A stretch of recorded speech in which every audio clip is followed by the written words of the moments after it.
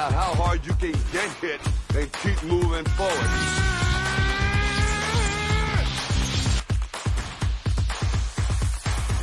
You're listening to the Wrestlebread podcast. Cut the shit. How many red carpets you guys want to walk in your $4,000 ridiculous heels? You will never be able to lace up my Chuck Taylor.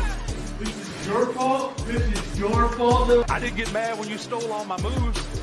Your daddy's not here anymore. How was your movie, by the way? I missed it. Mine went straight to DVD, just like yours. Careful you don't hurt your neck again going through those ropes.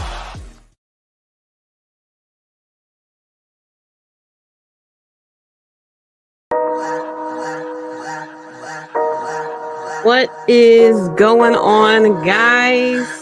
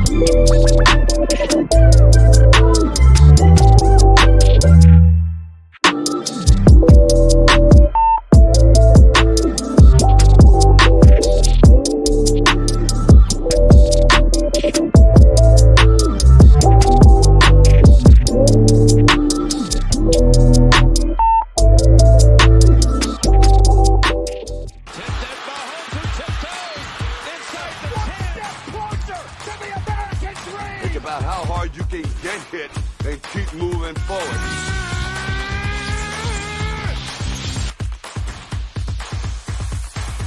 You're listening to the Wrestlebread podcast. Cut the shit. How many red carpets you guys want to walk in your $4,000 ridiculous heels? You will never be able to lace up my Chuck Taylors. This is your fault. This is your fault. I didn't get mad when you stole all my moves. Your daddy's not here anymore. How was your movie, by the way? I missed it. Mine went straight to DVD, just like yours. Careful you don't hurt your neck again going through. What's going those on, guys? This is JD, and this is episode 195 of the Wrestlebread podcast. At least I hope it is episode 195. Hopefully this is going through. It looks like it's all good. The intro, for some reason, restarted it. I'm just gonna, like, I updated my memory on my computer and everything. So, you know, technology, ladies and gentlemen.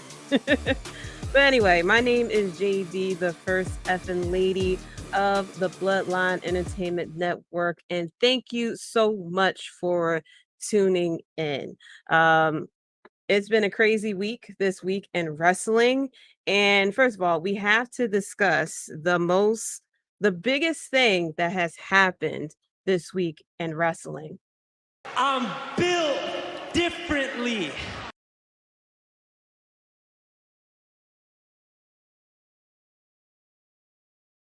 I mean, our guy, he is champion. Dirty Dom is now a champion in NXT. He has won the North American Championship, and I'm going to talk about him and the Judgment Day later on in as we go through the recaps and everything. But I was hoping that would happen, and indeed it did happen. But yes. Episode 195, we are 5 episodes away from episode 200, which I think it may coincide with All In, I think, if I'm counting it correctly, or All Out. One of those. It might be the All In, All Out scenario. But yeah, counting down to episode 200. Can't wait for that. But thank you guys all for tuning in, and thank you guys. So hopefully you guys were just coming from the Universal Wrestling podcast. If you haven't, go check them out as well. And just a brief, if you don't know who I am, my name is JD, the first effing lady of the Bloodline Entertainment Network. And the Bloodline Entertainment Network is just a group of awesome people, podcasters, writers, who are passionate about what we talk about.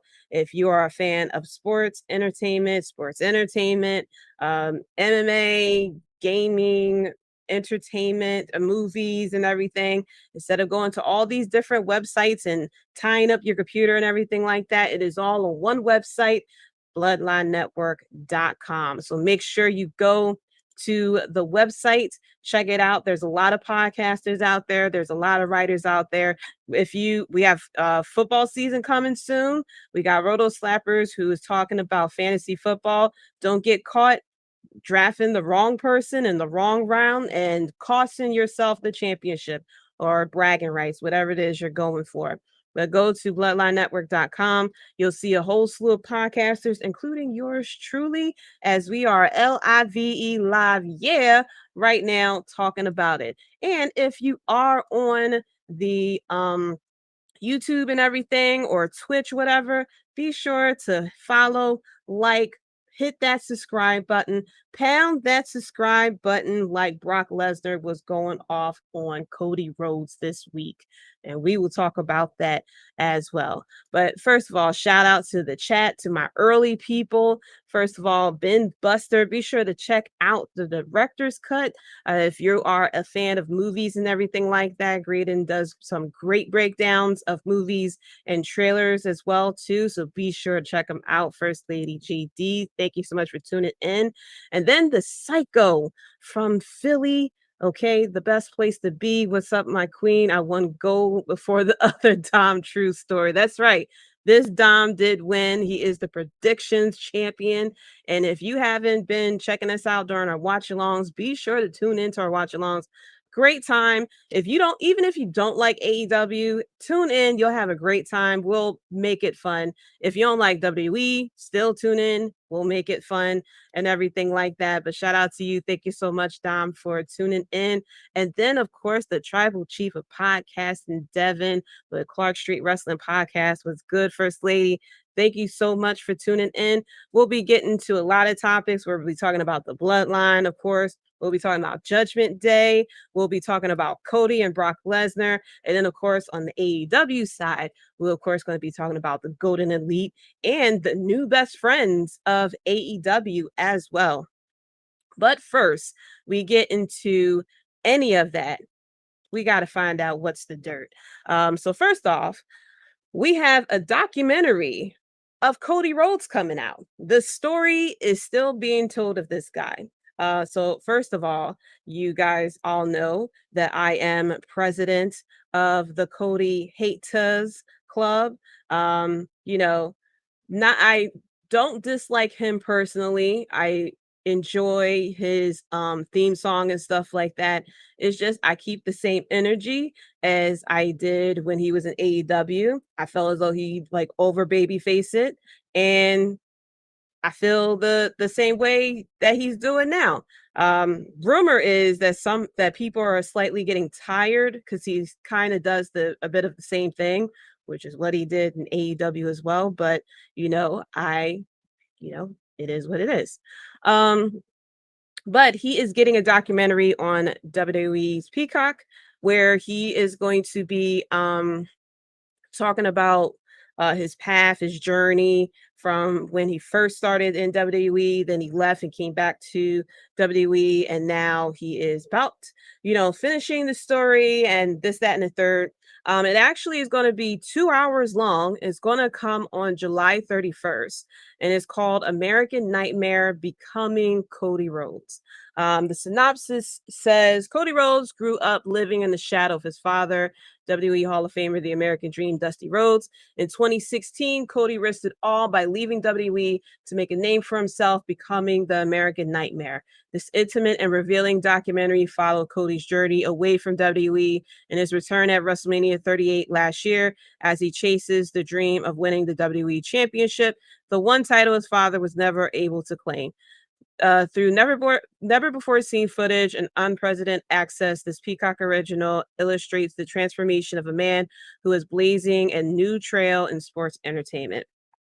I feel as though this should have came closer maybe to WrestleMania 40 if he is going to be dethroning Roman Reigns. Not exactly the losing streak because Roman did like technically lose, but taking the title away from him. I felt as though this would mean more if this came out around WrestleMania time, if you're trying to do the whole spectacle of this whole finishing the story, stuff like that.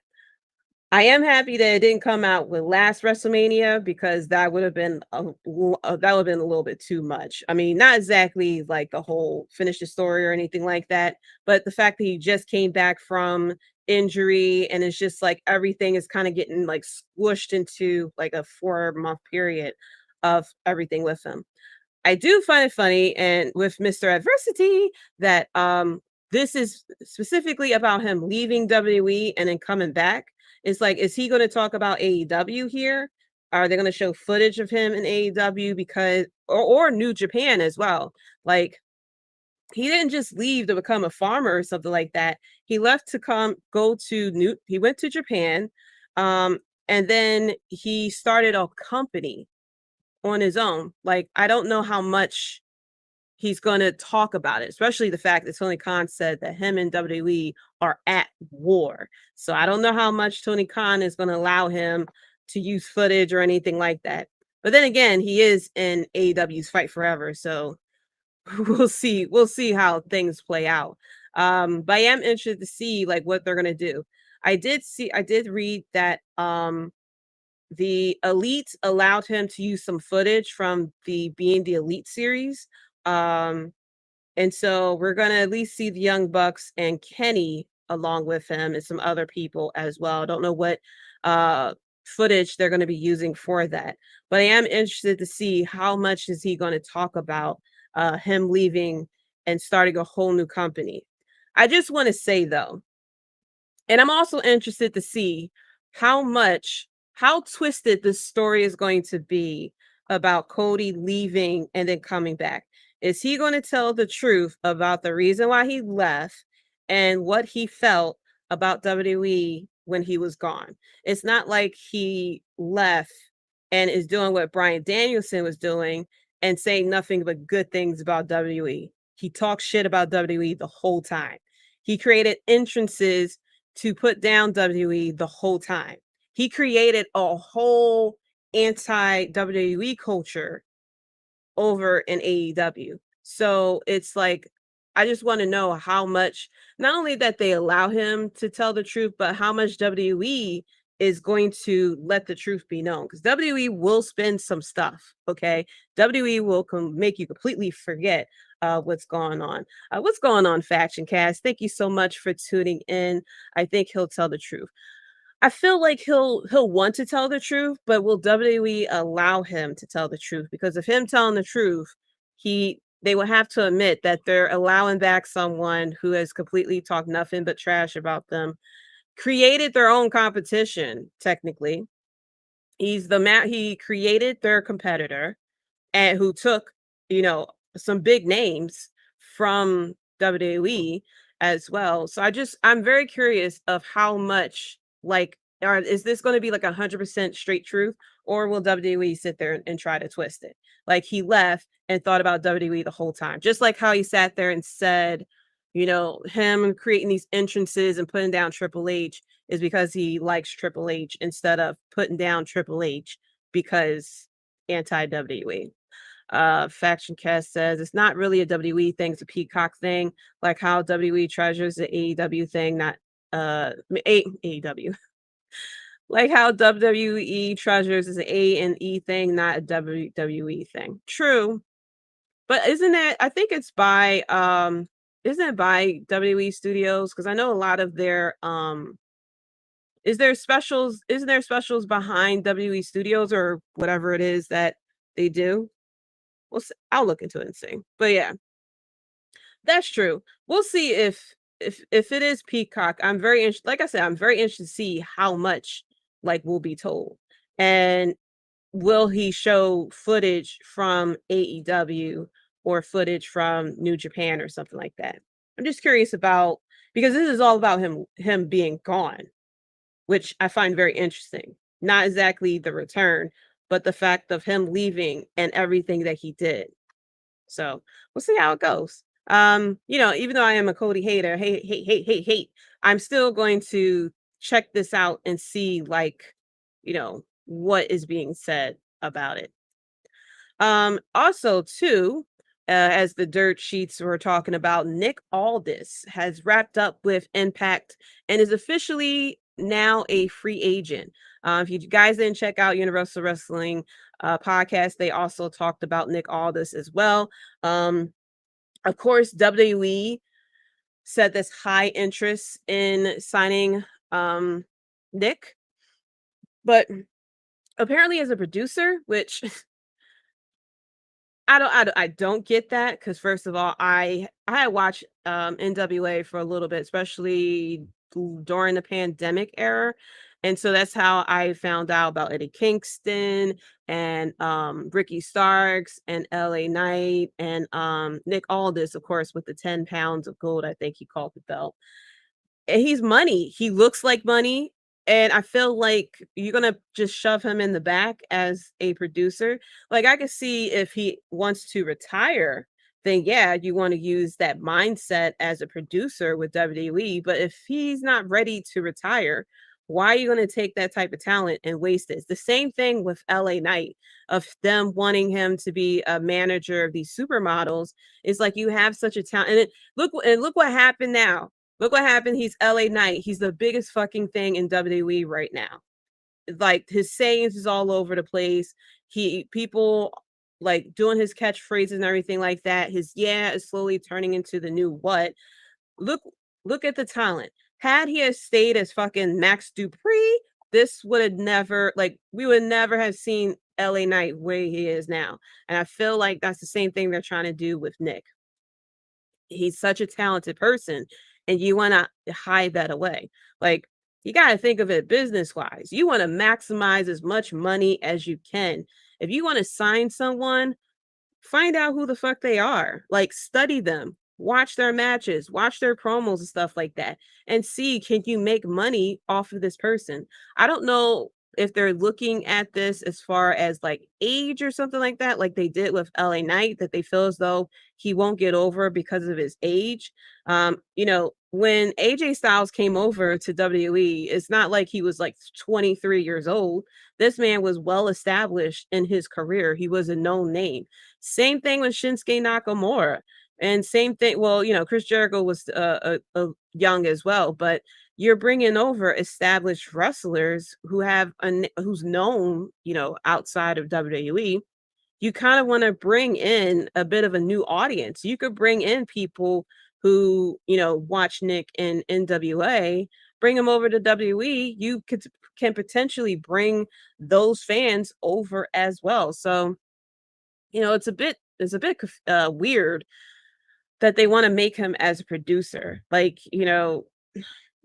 you want to maximize as much money as you can, especially the fact that you're breaking up your biggest story that has been bringing you so much viewership and money and merchandising for the past 3 years, which is the Bloodline. You're breaking that up, you're ending it. You need to, pretty much like fill in that void as much as you can with, more merchandising and, must see segments and stuff. So that you're only so that people aren't just tuning in just to see the Bloodline, for example.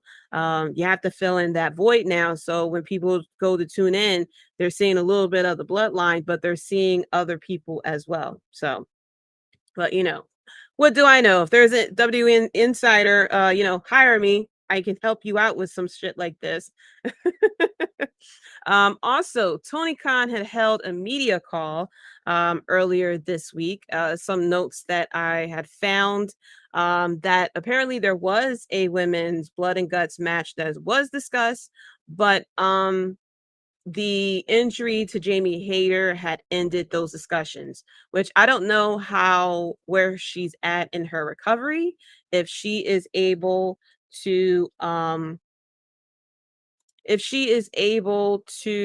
possibly get better in time of All In or even All Out, and you can have a women's blood and guts match at that point as well. It's just, just pay attention to your women. Yeah, I mean, we're starting to get back to the attitude era of the women's division, the ruthless aggression era of the women's division, where we have in 30-second matches, you're checking off your checklist of having just one women's match on a show and stuff like that, or one storyline that you're really paying attention to just solely because it involves the title or tournament. Like, actually work it out, show as much hype. You're a wrestling fan. He claims that he is a big wrestling fan. Show as much hype for the women's division as you do the men's division. The women's wrestling has a very good history. Yeah, I mean, that spans back before, with WWE and even other promotions. So I'm a little confused as to why it's just such a wall. Yeah, I mean, when it comes to the women's division. So there was something that the Hubs had told me about, that apparently Warner Brother Discovery wants AEW to do more pay-per-views. Them $50 pay-per-views that they do every 4 months. Apparently there were discussions about them expanding that schedule. Tony Khan did confirm that they did talk about it, but he's happy with the current model.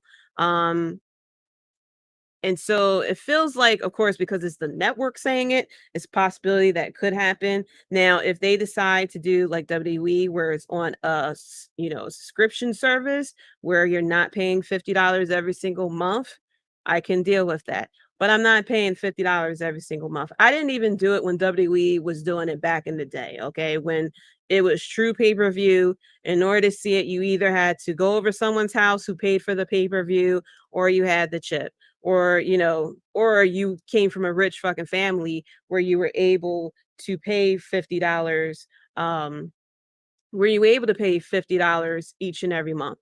That's a lot. Yeah, I mean, that is a lot to pay $50 for every single month.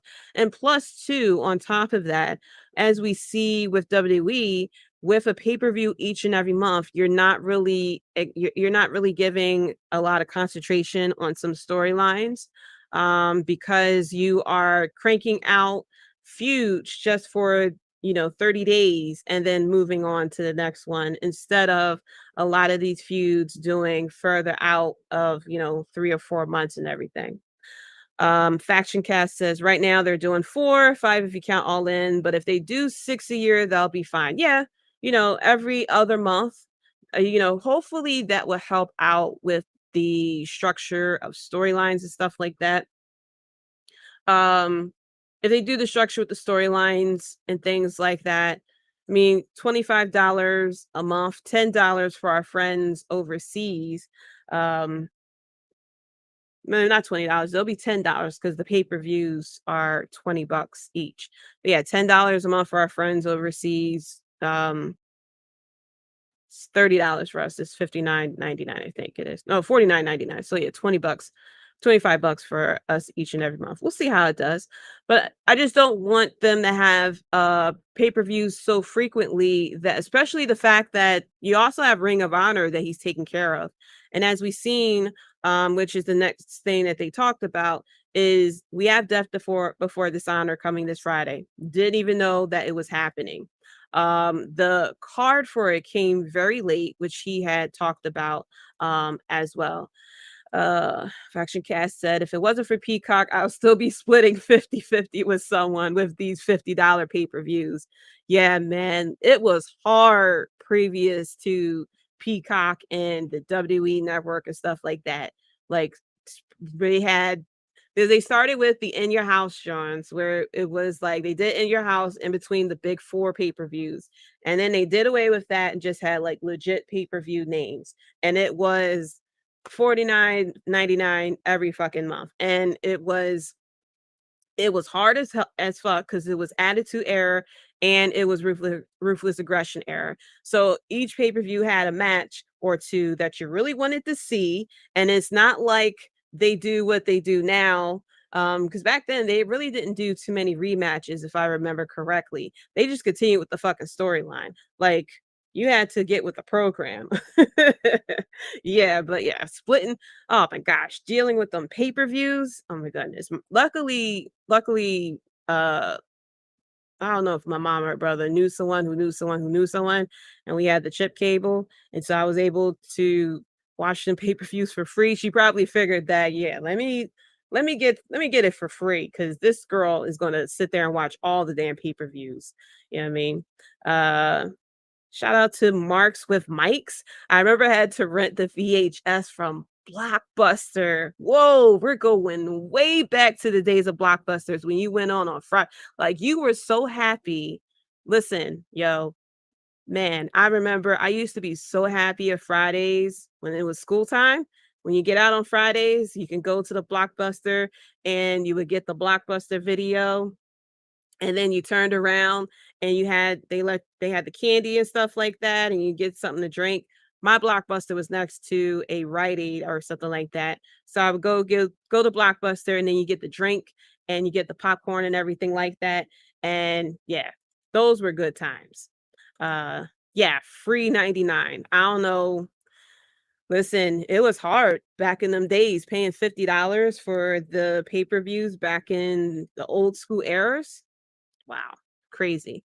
Faction Cast says, I don't really think Tony Khan really cares about Ring of Honor. He just wanted it because he's a mark, which is crazy because there's some good talent with Ring of Honor, and they're just not getting the respect that they need. Like, come on, I was hoping that he would bring up Ring of Honor, because I was like, he's such a wrestling fan. When he brought Ring of Honor, I'm like, okay, cool. He's going to revive Ring of Honor and, bring it back to what it needs to be. And he's forgetting about it. Like, we should have been knew that this pay-per-view was going on. We should have heard about it on Dynamite or Collision, something like that. It just blows my mind. You're owner of 2 companies now, and it just feels like you're forgetting things. What's going on, Thom? From the Broadcast Podcast. Be sure to tune into that as Mark's reminding us that Hollywood Video did exist. Yes, yes, yes. Hollywood Video and Blockbuster was the jam, yo. Especially, renting the video games, yo. It was loved it. How on Friday after school, um I would go right to Blockbuster and I would get the video game, sometimes the movie, and you just had the whole weekend to play the game or watch said movie. Yeah, I mean, as the broadcast is right along with us, so many good memories. Yo, kids these days just don't understand. Of having you felt like an adult because you would walk in and you got to shop and you browse for what like what video game should I play this week, what movie should I play that should I rent this week, and you had the little card too, and then Blockbuster did that whole ID kid thing where you had to take the picture each year in case you went missing. They had the little card that the shows too. What's going on? Universal Wrestling Podcast with Nick. No drive-bys. Well, I am technically talking about AEW, so I appreciate you not coming in with the drive-by first. What's good, Nick? Thank you so much for tuning in. And TK from the Tim King Show. What's good, First Lady? What's going on? Make sure you guys tune in to my Bloodline Brother podcast. If you guys are wrestling fans or anything, some good stuff right here. Marks what Mike says, Ring of Honor is AEW Dark, but the only difference is we got to pay for it. Yeah, which is a shame because I feel like Ring of Honor is like the stepchild that gets forgotten about. And then on top of that, they do put some of the stuff from Ring of Honor on YouTube after a while too. So that's how I kind of like checked out some stuff. Because after a while it just appears on YouTube. So I'm like, there's no point of like paying for this service when you have YouTube as well. It's Faction Cast saying Tim King, the GOAT. Faction Cast also said Tony Khan is a mark with money. He's a wrestling fan who happens to have money, so he's doing what he wants with no structure, which is crazy. And then on top of that, not only is he a wrestling fan, but he's a wrestling fan who listens to fans. So fans start crying about something, they start getting their way, and he'll just book it. You know what I mean?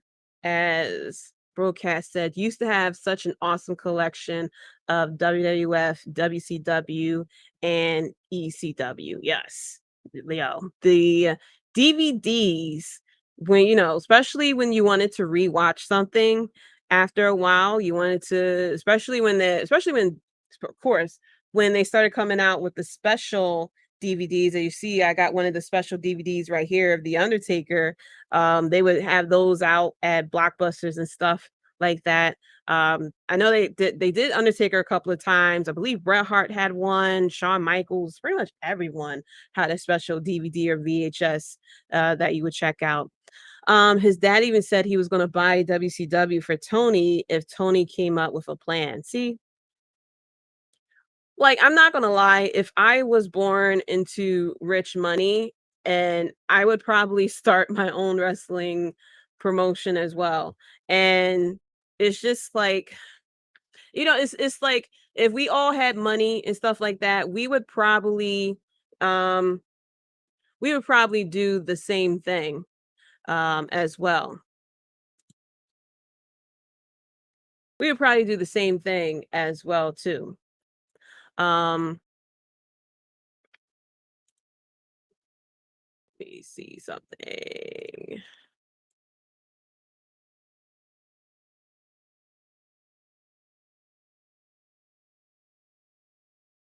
We'll probably do the same thing as well.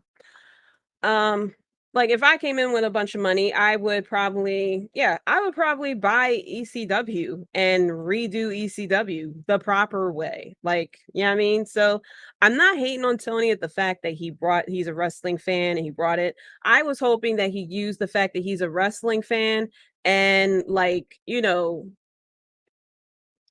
respect to it. You know what I mean? Like actually be the wrestling fan, but be the wrestling fan that wants to put on a good show for the fans.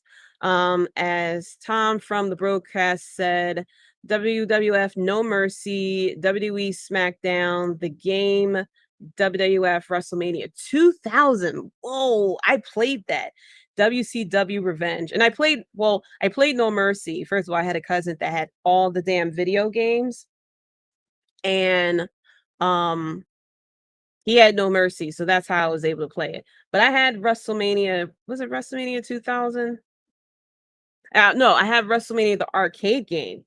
That's going way back, guys. Our WrestleMania the arcade game, and I think I did play WrestleMania 2000.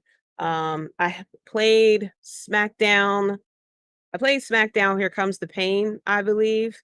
Me and the Hub played against each other on that one. That's a whole other story.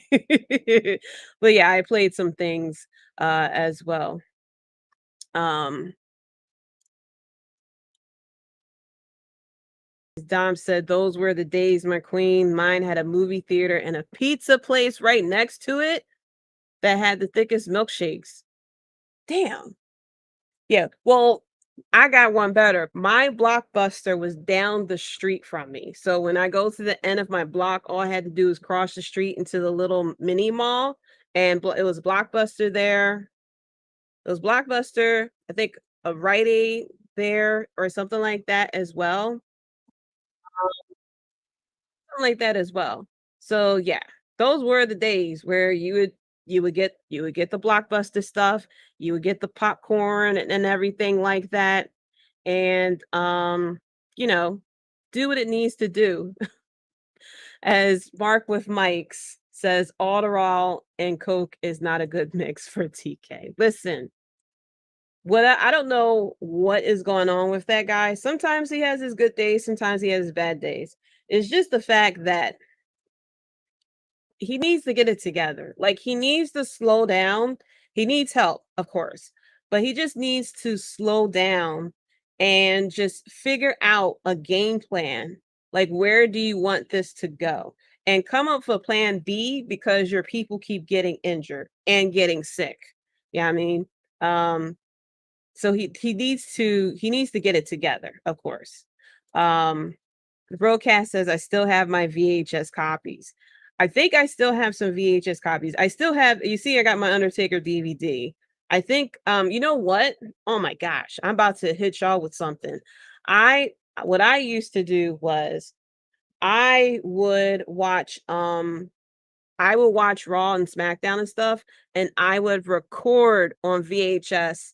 I did every single Undertaker match and promo. I did one for Shawn Michaels, and so I had VHS tapes, pretty much like homemade VHS tape of like The Undertaker when he was feuding against Mankind with the Boiler Room Brawl and everything as well. It's the broadcast WrestleMania 2000 No Mercy on N64. Yeah. So yeah, I must have played WrestleMania. I don't think did I play WrestleMania 2000? I may have played WrestleMania 2000, but I definitely did play No Mercy because my cousin had the N64. I didn't have an N64. I only had the PlayStation. I had the Nintendo, Super Nintendo, Genesis, and the PlayStation 1. I didn't have PlayStation 2. I thought I did, but no. He had first of all, he had a Genesis, he had the N64, he had a Game Boy, he had GameCube, I think, he had a PlayStation. He had a room specifically for all his damn gaming systems. And so a lot of the games on 64 I played when I would go to my aunt's house during the summer. But yeah, this is the tangent of the week, of course, us talking about Blockbuster and old school video games and everything like that. But yeah, as we sit here and talk about fucking Tony Khan booking Death Before Dishonor very late. I feel like he just needs to figure out, like, what are you doing with Ring of Honor? What is the end game of Ring of Honor? You know what I mean? Is it going to start touring? You know what I mean? Is it, or what are we doing with it? You need to figure it the fuck out. Is it going to be important to you? Is it going to be on actual network TV and stuff like that? Like if they decide, if Warner Brother wants to do more pay-per-views, then you can add Ring of Honor to it. Kind of like give, if people, for people to pay, like, kind of do what NXT does, where Ring of Honor have specials every so often. You know what I mean? But it is what it is. They also had talked about the how Saturdays with the Battle of the Belts, because Battle of the Belts came on after Collision, the possibility of a 3-hour Dynamite. Tony Khan mentioned that it's an interesting question, and he mused about ways that they could use their existing hours of television time, but really didn't get into it. And then another crazy thing that came out this week, that AEW had a talent meeting prior to Saturday's Collision. This is according to Fightful Select, that CM Punk led. CM Punk apparently led the meeting and focused on how Collision can differentiate itself from Dynamite. The guy who talks shit about your EVPs and whether he started a fight or not, got into a fight with EVPs. Now he got a show specifically about this guy, and now he's leading meetings. I don't know about y'all, but if I got into a fight with the EVPs at a job and I sit there and talk shit about them in front of my boss, I probably will not have something in my name and appearance and then be able to lead meetings and stuff like that. So that's one of the biggest issues I have with Tony Khan about this whole being a fan, is that you will show favoritism if you are a fan. Like if the Undertaker sits there and starts talking shit about people in my company, and I cannot, sit there and, separate myself from the wrestling fan, I'll sit there and probably act the same way. But you have to decide if you're going to be a wrestling fan or if you're going to be a boss. You can't be a friend to your employees. You can't be, you can be cool with them. You fired Leroy. Like, you can't be that cool with them to where as though they disrespect you. He technically disrespected you because he talked about the EVPs that you hired, and you hired and created this company with. And then he started a fight and all this other stuff. I mean, MJF did the same thing. Tony Storm did it. I think Keith Lee did it at a certain point as well, the disrespecting to your face, and you're still rewarding people for the disrespect. Now, yeah, granted that they were suspended and all that stuff, I feel like it's more likely that he had to do it, not something that he kind of wanted to do. I feel like he wanted to, sweep it under the rug and pretend like nothing happened. But the fact that the person who disrespected your EVP sat there and got two shows out of this for himself, and got to lead a talent meeting is crazy. Marks with Mike says the Young Bucks were WWE bound, when those contracts are up. We'll see how things go down. Like, it's just crazy. Like, I'm interested to see where AEW ends up in 5 years. 3 years, we'll say 3 years, with the way that things are going. CM Punk probably be an EVP at that point, because the Young Bucks probably going to sit there and go along with Cody. I mean, look at what they did with Cody. Cody then sat there and left, made a name for himself, created their competition, and he's getting a whole documentary put on with it as well. So, but yeah, that's the dirt for the week of this weird talent meeting that the dirt sheets mentioned that he had with the talent. And it kind of went over what I kind of talked about as far as with Collision and Dynamite, that Collision, it should be similar to Raw and SmackDown from back in the day, where it's like, you know, for Collision to want to be the A show, and Dynamite want to be the A show as well, and so it kind of makes the shows better.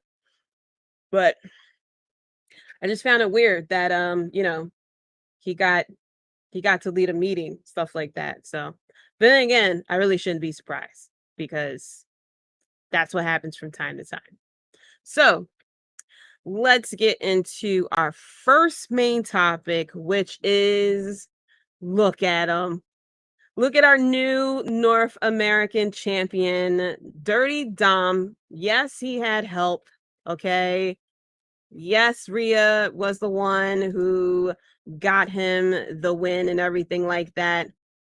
But you got to understand with Dirty Dom. You think this is a game to me? I served hard time.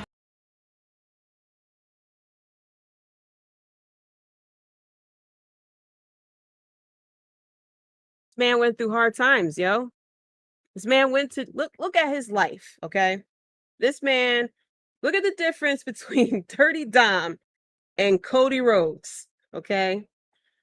Tony Khan is doing way too much dick riding. He's like Andy from Toy Story. Whenever he gets a new toy, well, we have to definitely quote our boy Stokely Hathaway. The worst crime you can commit is dick riding without a license. Like, that's how our boy Tony Khan is. He's like Andy from Toy Story. He is.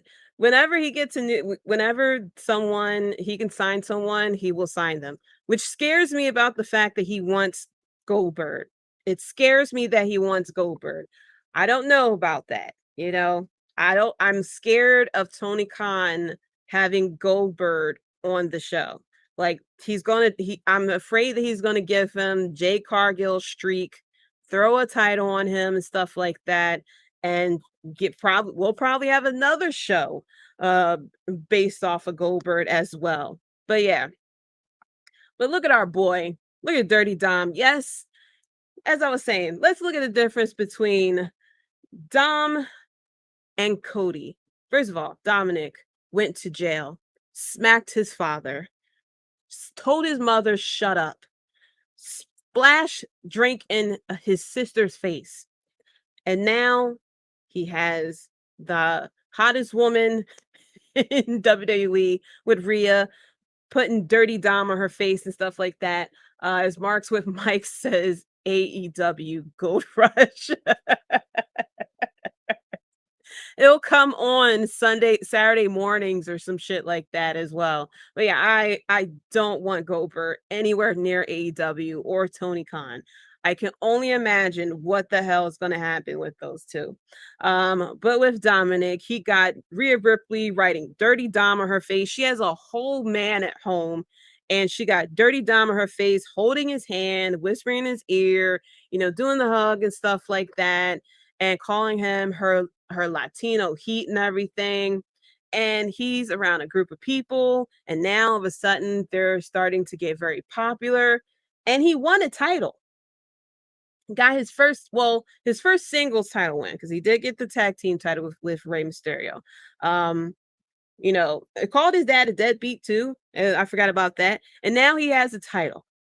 And here we have Cody Rhodes, Mr. Adversity, came in, American flag, great family and everything like that. Talked about his dad, how he's going to win this for his dad and for his daughter and stuff like that.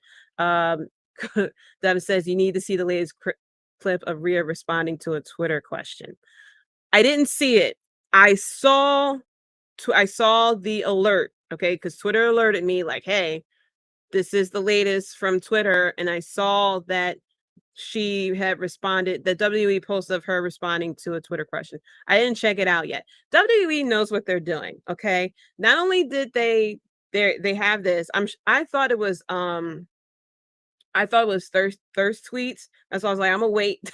I'm gonna check this out when I can. I think I was about to drive when I saw it. Not only did they did this, but they did the whole scenario with her with Samantha Irvin, of her sitting right in front of her and flirting with her. Samantha's whole man is wrestling as well. What's up, Get Joe? Thank you so much for tuning in as well. Devin says, all I'm saying is Buddy is in trouble. Buddy knows he's in trouble. That's why he's been sitting there smashing the keyboard every time Rhea Ripley sneezes. Okay, he's up in there like, that's my woman, she's mine too, and everything like that. And I could only imagine now that every time he sees Rhea Ripley now on social media, he's just, What the fuck, y'all? God damn! God damn! like, seriously. Seriously. Like, he's crying. You can't even start arguments with her. Like, what, you can't do anything. You know, he sits there and tries to start argument with her. Like, why did you have to do that? Like, why you got to put his name on the back of your trunks like that? Why you got his name? You got people out here thinking that, you know, he's your man, and they're sitting there doing it, but he will always be a side dude. He's the side dudes in every, like, he was the side dude to Seth Rollins when he was like the thing. Dom is like, sure, buddy, she's your girl. It's the craziest thing. She has a whole man at home, and Dom is just getting her to call him her Latino heat and everything like that. And she's getting Dirty Dom written on the side. She's ringside with him and everything like that. Oh my goodness. It's just like the craziest thing. And then here we have Cody Rhodes, you know, all American, you know, great smile, pleasant, you know, wants to do for his dad and for his family and everything like that. Mark's, listen, now here we are with the buddy with the buddy talk. Buddy is like Scottie Pippen watching Larsa. Oh my gosh. I think we all need to write Buddy a letter, you know. Oh my, stop it, Mark. So Mike's Buddy Matthew is Adam 22. If y'all don't know what that is, it's past y'all bedtime. It is past your bedtime. Good night, and see y'all in the morning. Make sure y'all brush your teeth and take your vitamins. Oh my gosh. I think we need to send Buddy a care package, you know? Just like everybody's replying to what Marks with Mike said. Listen, man, like Buddy Matthews needs a buddy. He needs a shoulder to cry on, okay? Listen, I'm sure Malachi Black is so fucking tired of Buddy in the back. Like, can you tell your wife to just talk to her? Like, your wife works with her. You know, can you tell Zelina to just tell Dom to just chill out? You know, like, can you tell Zelina to just have a girl talk with Rhea Ripley? You know, Malachi Black wants to kick the shit out of him. It's like, just leave my wife's name out of your mouth. He's about to fucking Will Smith his ass. Like, Buddy needs a care package. Like, he needs a support group. You know, he needs to go to fucking therapy. Because it's not like we reading about this in blogs or anything like that. This is seen on TV, on Raw, SmackDown, and now NXT, yo, like 3 times a week. Yes. I played it at the beginning of the episode. We gonna play it again. I'm built differently. Look at him. Standing right next to Rhea Ripley as well. You know, yes, Dom is the guy. Like, I didn't think that heel Dom would get over. I was like, he's too nice. It's not going to be believable. This man is the biggest heel in the company right now. He can't even cut a promo. Like, I thought that Roman Reigns was a good heel. He is a good heel. Devin, he's a good heel, okay, before you get started. But Dom can't even cut a fucking promo, no matter what city they go to. Even the cities where they normally sit on their hands, all of a sudden they come alive once Dom gets the microphone. It's the craziest thing. It's to the point that Rey Mysterio is just like there to the side. He's not even like, I mean, he was in he don't even have a storyline. Rey Mysterio don't even have a storyline going right now. Whereas though Dom is on every single time this motherfucker got a title. And like I said, let me try to finish my thought because we keep getting sidetracked. Here is Cody Rhodes, family man, married, wants to do this for his dad and for his daughter Liberty. And he wants to just do the right thing. He wants to finish the story and everything. And instead, he gets his ass beat by Roman Reigns. He gets his ass beat by Brock Lesnar, arm broken. You know what I mean? He had to wear a titanium cast and everything. And he didn't get the title. And now people want him to finish the story a whole year later. And even then, there's talks of him not even get to finish the story because he may go against Gunther. And there's people who even putting other people to go against Roman Reigns at WrestleMania 40. And it's like, what is the message that's being told to us? It's being told to us, go to jail, you get the hot woman, and you get a fucking title, and you look cool as shit when you're doing it. That is what's being told to us. Let's get back to the Dom and Buddy. Let's get to the Buddy Matthews talk. As Marks with Mike says, Buddy Matthews definitely wearing the thong in the relationship, and Rhea definitely got Buddy to that ass. Dom is Trey Songz, Mr. Steal Your Girl. Yes, like I don't know what the fuck Dom. I don't know what's going on. I feel like we're in a multiverse or something like that. Like where Dom has gotten over as the biggest heel in WWE. It's the craziest thing. And now he has a title. But of course, they did tease that Judgment Day was going to break up, and now they seem stronger together, which I'm happy about because we have the bloodline breaking up. Like I said earlier, we need to fill in that void, which I feel like you can kind of do that now with Judgment Day. Don't know what they're going to do with JD, if he is going to be a fifth member of Judgment Day or not, but we'll see from there. Dom says that's the story, yet WWE claims to be kid friendly. Yes, this storyline with Dom, somewhat not PG, especially with Rhea Ripley.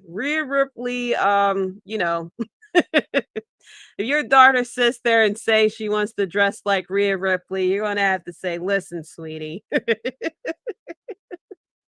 Let's watch The Little Mermaid instead. Let's go watch Barbie. But yes, that is the story that WWE is telling us.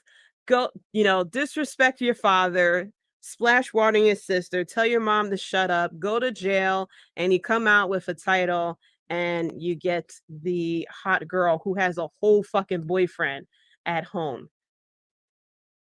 That's what's being told to us. I mean, truthfully, it's no different than teaching us when we were all teenagers about suck it and know your role and calling people jabroni, stuff like that. Oh my gosh. Yeah, that got a lot of us in fucking trouble. um let's see. Dom says Mike says Rhea definitely take a Buddy Matthews to Pound Town. That's why I don't even know if Buddy is tweeting anymore. Is he tweeting anymore? By the way, this is all payback for Buddy and Aaliyah. Oh, I completely forgot about that. Oh, Rhea. Oh, she got one over her. I completely forgot about Buddy Matthews and Aaliyah. Oh my gosh, that weird ass story that they tried to get over on us. Rhea Ripley's like, oh yeah? You want to do an awkward storyline? I can do it better. Come here, Dirty Dom. Oh my gosh. Damn, I completely forgot about that story. Completely forgot about that story. Wow. But yeah, I'm happy for Judgment Day. That we got Mr. Money, Senor Money in the Bank, Damian Priest, the level 79 Archer. Of course, we got the dominant woman Rhea Ripley as the World Heavyweight Women's Champion. I think her belt was. And then we got Dirty Dom, the NXT North American Championship. And all that's missing is Finn Balor. Where's Finn Balor going to get his time to shine? I guess we're going to have to see. It'll be very interesting if they take that title off of Seth and put it on Finn Balor. Because truthfully, let's all be honest, Seth Rollins really do not need the title to get over. That motherfucker is over just because it's a day that ends in a Y. Leo Bolden, thank you so much for tuning in, coming in from Facebook. Dom, the second best heel in WWE. Dom is amazing. And there are people who are upset that Dom won. I am happy that he won. Like he's doing something. Like he is the biggest heel. He can go down to NXT and get booed out the wazoo as well. Especially what's going on with the main roster, a lot of things that's going down. Finn Balor definitely winning the World Heavyweight Championship at SummerSlam. Because there is the rumor out there that Judgment Day is going to slightly be the replacement for the Bloodline, since the Bloodline is breaking up and everything like that. Like Leo said, Judgment Day is the successor for the Bloodline splitting. Yeah, there's a big void there, and you definitely need to fill it in. I think Judgment Day is going to be a successor, but is Judgment Day going to be strong enough to fill in such a big void? Like, look what the Bloodline has done over the past 2 to 3 years, Is the Bloodline that good enough to fill in that void? Or, you fill it in with Bloodline, you got LA Knight, coming along. What else? I'm missing something big. I mean, yeah, you got Cody Rhodes here as well. Like you have to start get things going as well, we now, of course, and I'll get into that recap of possibly new factions coming along as well, but I am very happy for the Judgment Day and the success that they're going through. And speaking of the Bloodline, we have, another instance of the story that's breaking down between Jey Uso and Roman Reigns, as of course, Jimmy Uso got his ass beat by Roman Reigns and Baby Uso and was sent to the hospital this time. They didn't say medical facility like they normally do. It was the actual hospital. And is Paul Heyman going to be there as well? Or is he going to walk around with a neck brace? I think that may be what's going to happen. Roman Reigns will be coming in this week on SmackDown. As I forgot the way they worded it, that it's going to be like some type of sit down or something like that, or discuss terms of engagement this week, as done by the family. And so, Jey Uso came out. He's very upset the fact that Jimmy Uso was in the hospital and everything like that. And Solo sat there and told him, I don't forgive you for what you have done. And Jey Uso sat there and pulled some, look at me, I'm the captain, by saying that he is the new tribal chief. So I don't know if this is this now technically the breakup of the Bloodline, or is this going to be a new chapter of the Bloodline for, how we saw with Marvel Avengers, we have a new Captain America, Iron Man, is getting replaced possibly. We have a new generation of Avengers that's coming out. Is instead of the Bloodline completely dissolving completely, that we will have a new group of Bloodline being head with Jey Uso as Roman Reigns take a much needed vacation, and have Jey Uso, Jimmy Uso, Solo Sikoa, and probably some new people coming along as the new Bloodline. Who knows? Leo Bolden says Imperium. Completely forgot about Imperium. I knew I was missing someone. But they seem to be splitting soon, which is a shame. That's something that WWE loves to do. WWE loves to break up factions and good tag teams. Not well, they stopped with the tag teams, but they love breaking up factions, which kills me. But yeah, hoping that Imperium continues to stay strong. Hopefully this is just a tiff that they're having, and then they come back together, just like we saw with the Judgment Day. That sometimes people argue, have bad days. You got to sit there and set their asses straight, and then just come together. But it would be very interesting as far as with the Bloodline, if this is a new chapter of it, kind of like what we had with the Bullet Club. How we had the Bullet Club led by Finn Balor, and then we have a new Bullet Club led by AJ Styles, and then Kenny Omega, and then Jay White. So this could be something that maybe WWE is trying to, test with, because the Bloodline is very big, very popular for WWE, just like the Bullet Club was very popular for New Japan. And it'll be a very interesting test to see, can they just simply replace the tribal chief of the Bloodline and kind of keep things going? Because we have seen with Sami Zayn that no, you do not have to have the actual members of the Inawahi family, I believe it's pronounced. So you don't have to have the actual members of the family in order to be in the Bloodline. Everybody was so happy about Sami Zayn being part of the Bloodline as well. So you can have Jay, Jimmy, Solo, and maybe some other people coming in to be part of the new Bloodline. But that would be very interesting if they do it that way. First of all, if there's a WWE insider, okay, please credit me with that fucking idea as well. Yeah, the Bloodline is definitely one of the best things that WWE have going for them for past 3 years. All the merchandising and the shirts that they had with the honorary Uso and everything, and the twists and turns with the story and the excitement of Sami Zayn becoming the honorary Uso, and then him turning on Roman, and then Jay turning on Roman. It's just such a roller coaster that you kind of don't want it to be over. So I hope that that's what they're doing, that they're starting a new chapter of the Bloodline, and that is going to be led by Jay Uso as well. And then the last big topic for WWE, I kind of talked about it here, is with Brock Lesnar and Cody Rhodes, as we are going towards the rubber match for SummerSlam. Of course, Cody wanting to continue the story, I guess, continue the chapter with this rubber match with Brock Lesnar, as he wants to face him at SummerSlam. Was some slight buzz out there that people are feeling a little bit tired, that the same things are kind of happening as far as with Cody. He's acting like Brock Lesnar didn't whoop his ass or stuff like that. He's sitting here saying he'll fight Brock Lesnar every single day, which I get. You want to show strength and everything like that, but the man puts you in a cast. You probably couldn't lift your baby for a good month or two.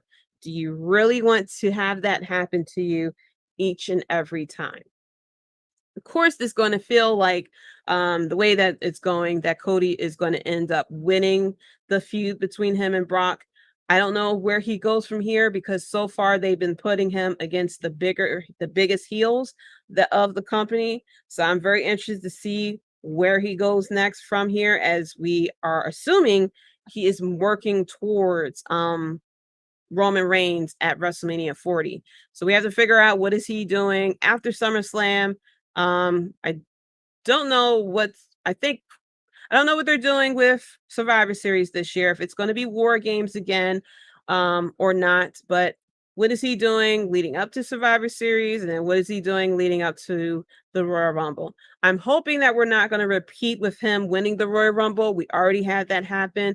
I would love to see him win through Elimination Chamber, win the number one contendership through the Elimination Chamber or something like that, that whoever wins the Royal Rumble will actually go after the World Heavyweight title, instead of having Cody win it again and going against Roman Reigns. That's my only suggestion with that. But I am curious of who he's going to go against. Will they do Gunther next, or are they actually going to hold off until WrestleMania at that point? Who knows? But I did notice though that they're really ramping up Gunther as a heel, because he did stand on top of the commentary table and started talking to the crowd and starting to get the crowd to boo for him. So I am curious if we're doing this because we want to keep him as a strong heel versus Cody Rhodes, because there are people who do like Gunther, including yours truly. And so I'm wondering if they're really trying to ramp up of him getting booed mainly, so that if he is the next person to go against Cody Rhodes, it'll be more cheers for Cody Rhodes than cheers for Gunther as well. So very interested to see in that. But of course, we got, I don't know, Brock Lesnar kind of feels like he's just there at this point. Cody with the fucking meme walk, the why I oughta that he likes to do. I think he knows what he's doing. I think he purely does it because he knows that we're all going to retweet it and talk about it. So you're welcome, Cody. Of course, he was they were in Atlanta. His mom was in the crowd. He's getting his ass beat. Mama, you gotta shed some tears or something like that. You watching your baby boy get beat down. I know you know the inside and everything like that, but yeah, you gotta put on a big show for us. But yeah, Cody was getting beat down with the chair and everything like that, and Brock accepted the match for SummerSlam, so we got that going. We're about 2 weeks away, so I'm guessing next week Cody's going to come out because he's going to be upset at what Brock did to him and stuff like that. But I do find it weird that Brock Lesnar was doing the mind games. Normally, Brock Lesnar just comes out and want to whoop ass. So I found it weird that we were doing the whole mind games of him playing the music and then not coming out and then playing the music again and then not coming out. And Tevin says she was not concerned. She was like, look, he beat his ass, sweetie. Like, we already know what is going to happen. She was not selling the fact that he was getting beat up in front of her at all. So yeah, she needs to we need her to cry or something like that. We need her to do something instead of just standing there. I don't remember if she had a smile on her face or something like that, but she was definitely just like standing there, not really doing too much. So I just needed her to do a little, just do something. You know what I mean? Sell us on something. Let us know what is going on. Let her know what's going on. So yeah, I wonder so we have that going. So we all are going to assume that Cody is the one who's going to win at SummerSlam and go on to possibly Gunther. I can't think of anybody else who's a big heel that they're going to put him against, because that's what they've been doing, is putting him against heels so far. So to kind of also recap what's going on with Raw and SmackDown, we are working with Asuka in the Women's Championship, because we got Bianca and Charlotte Flair fighting over at who is going to get a title shot against Asuka as well. And we also had a match between Santos Escobar, AJ Styles, Butch, and Grayson Waller to go against the US champion, who they remembered, which is Austin Theory. I forgot who the hell was the US champion at that time. Marks with Mike says she is used to seeing her son get his ass whooped. She is immune to it at this point. She's been watching it for years. She did watch him go through the flaming table and everything like that. and the dog collar match as well. So she's just like, it is what it is. just just let me know what hospital he's going to, just let me know if he's breathing, he'll be okay.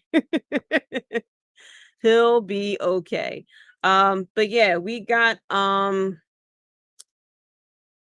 lost my train of thought.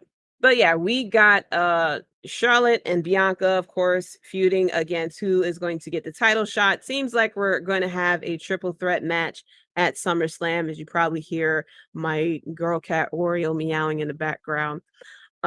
We also have LA Knight, who is trying to get a shot at the US Championship. Very cool if he is the one that will take the title off Austin Theory, because it feels like that Triple H is just waiting, just wants to take just waiting for Austin Theory to lose the title so he can just go off into the sunset or something.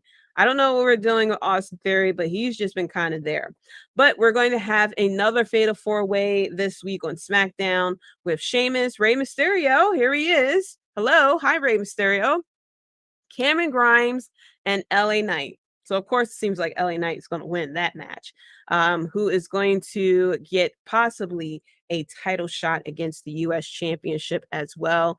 Shotzi Blackheart, I didn't see this part. I heard she cut her hair off because the Io Sky and Bailey cut off a piece of her hair, which means I kind of felt that was going to happen, that she was going to cut her hair or something like that, because once they cut a little bit of hair, that means the person's going to get a haircut or something. So she cut her hair. So I will see what she looks like now with the haircut this coming up week.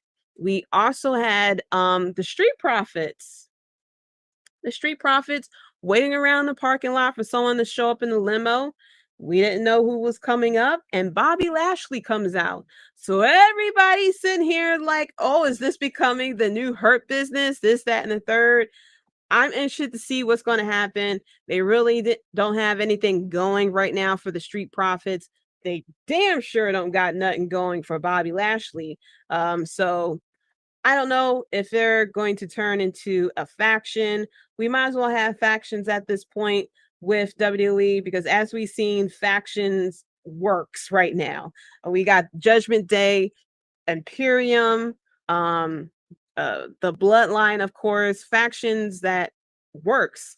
The Brawling Brutes as well they were working for a moment as well. So yeah, start putting people in factions. LWO as well. Like let's pull the AEW and start putting people in factions. I don't know if they're trying to do a trios title. I don't think they should. But yeah, let's do it. Let's just throw people in trios and stuff like that and kind of see where we go from there. We also have new women's tag team champions. We have the Karens. Oh, what's going on, Ivan from Circle Debate? What's going on, fams? Happy Thursday, First Lady. Thank you so much for tuning in. Thank you so much for tuning in. Be sure to check out Circle of Debate as well. Please be sure to check out Circle of Debate as well. We also have, like I said, we also have new women's tag team champion, as Sonya Deville and Chelsea Green are the tag team champions, as we saw that Liv Morgan and Raquel got attacked by Rhea Ripley. I was about to say Ronda Rousey, but it was Rhea Ripley who did it. How can I forget that? It was Rhea Ripley who attacked Liv Morgan and Raquel Baby Got Back Rodriguez. And so the Karens, as people were calling them, worked on that and got the win from there. So I'm hoping that they'll do more with the titles. I think, if I heard correctly, Liv Morgan is actually injured. So instead of playing, hot potato partner with Raquel and bringing in Shotzi again or Natalia or whoever at a certain point to be your tag team partner. Let Liv Morgan hopefully recover from an injury. Let's, yes, put Raquel in the, title shot of a feud with Rhea Ripley as well, and just kind of go from there. And then we have an inch, like, sometimes in the world of wrestling, we have, things like what happened between Logan Paul and Ricochet, where Ricochet flipping over the top rope and stuff like that. We had an incredible Money in the Bank match with all the spots with the ladders and stuff like that. And here we are having a headlock takedown get put over so much with American Alpha. And a hip toss too got put over as well. We had a match between them where it was a Viking rules match, which we seen happen with the Viking Raiders and New Day. We saw that happen before. I have to admit, I did not check out this match. So if it was good, sorry. I should be interested in this feud because it's, I'm the biggest fan of Chad Gable. Otis is something special, of course. And, but I don't know. I think it's the Viking Raiders have been ruined for me with the whole Viking experience and stuff like that. And so where this feud, I want to love it. And I thought it was cool, with Maxine getting, put over with everything like that. Devin says that the match was fire, which I figured, but I didn't check it out. I forgot what I was doing. I forgot what I was doing at that point. I probably was cooking or something. But yeah, I want to get into the feud and everything. And I did check out her little graduation and everything like that, and her getting put over. But I don't know. The Viking Raiders just kind of got ruined for me. And they were so good in NXT and everything like that, and they just became like a shell of what they were. And they're coming back around, under Triple H and everything. But I don't know. I probably will check out this match on YouTube or something. I know they put it on YouTube, so I'll probably check it out. I don't know where they're going to go from here as far as the feud with these two, but I will check it out. We also had the segment between Shayna Baszler and Ronda Rousey, with Shayna sitting there like telling Ronda Rousey off and everything like that. And the Hubs showed me this TikTok, and I'm about to ruin it. I'm about to ruin the whole segment for you guys with it. But someone pointed out about how Shayna Baszler sounds like Naruto. They played the segment of her telling Ronda off during Monday Night Raw, with her telling Ronda about herself. And then they played the segment with Naruto. And she does sound just like fucking Naruto. And I know that I can never unhear it, but that promo that Shayna cut was fire. I mean, she pretty much said what we were already thinking. Marks with Mike says injuries messed up the Viking Raiders. It did. It did, and so did the booking with them as well. They could have been like so much more. But I'm hoping maybe they get revamped, kind of like with the Brawling Brutes. I wasn't really a fan of the Brawling Brutes. It felt a little stale to me. But then, then came along their feud against Imperium, and I was like hype about it and everything like that. So maybe it's just that once they get into a feud that really like kind of explodes off the screen for me, I'll probably get into it. Devin said Shayna didn't have to cook her like that. Listen, Shayna took her to town. And then Ronda sat there and cut a promo to go against her. And you can clear Ronda Rousey has been in movies, ladies and gentlemen. She was in Fast and Furious. And I don't know what it is, but when she acted in the movies, she did a lot better than she did in WWE. She sounds like she is reading lines off of a script like a third grader in a school play. That's how she sounds like. And it baffles me because it's like she had lines to recite in these movies. Like she has she has some type of acting skills in order for her to do this. And she came across with like conviction in these movies, stuff like that. And I get like it's live TV, but you could like practice backstage or something. I don't get why she sounds like she's just like trying to recite the capitals of the United States or something like that. Devin says, yeah, I saw that on TikTok.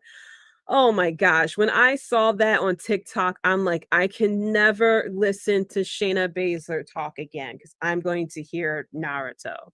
But yeah, Shayna took her to town. And I guess Ronda's supposed to be the face, but technically we're gonna cheer for Shayna Baszler because Shayna Baszler sat there and told her all the things that, all the things that we felt. So sorry. I'm a big anime head too. I have I don't watch as many animes, but I know of Naruto and everything like that. I watch some Naruto. My kids watch Naruto as well. And I watched it, of course, back in the day too. Oh my gosh. I never made the correlation that she sounds like Naruto until I saw that fucking TikTok. So y'all can look it up. Y'all probably can just Google Shayna Baszler Naruto or just watch Naruto talk and then just watch that segment again. And you will not unhear it. You'll never unhear it. You'll hear Naruto every single time she fucking talks. But that is it for WWE. As we have, like I said, we got the Fatal 4-Way match for the US title. We have another sit down between Roman Reigns and Jey Uso as well. And then we're figuring out what the fuck is going on with Asuka with her title, if it's going to turn into a triple threat match or what. So let's head on over to AEW with I'll start off with the recap of things that I'm not going to talk about, which is, first of all, the boy is no longer a man. Jungle Boy is no longer Jungle Boy. That boy is Jack Perry. And he has a grown man outfit on. He has grown man music. And he is a grown man. And he went against Hook. Fucking surprised the shit out of me that he won. He beat Hook. And I'm glad that the commentators mentioned it, that he is the first person to defeat Hook. Hook has been undefeated this whole time. And Jungle Boy beat Hook, won the FTW title. The funniest thing was Taz damn near came out of retirement. He was hot for most of the night, yo. He was hot. He was ready to come out of retirement and was ready to whoop Jack Perry's ass. I mean, that's dad. That is dad energy right there. Okay.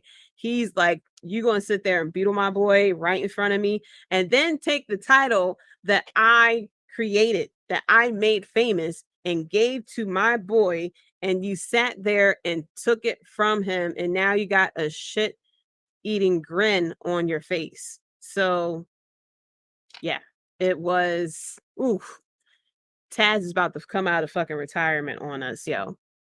And then we had the check off the checklist women's match with Britt Baker. Now, I did see that they said she will be in action, which means that she will go against a jobber, but I really didn't expect a 30-second match with him. Dom said I would have been too if I was him for many reasons. Yes, like I was cracking up because Taz was hot when that match went down. I mean, I would love to see the uncut version of how he felt and what he wanted to say as well about that. Um, but yeah, but I'm surprised that, well, I shouldn't be surprised because that's kind of what happens, is that we get this 30-second women's match that was pretty much check off the list to have a women's match on Dynamite. Um Mark Swift Mike says watching your son getting his ass beat is wild. It is wild. Look at his reaction to Hook getting beat versus Cody's mom getting, like, Cody got beat down worse than Hook did, which is what I'm confused about.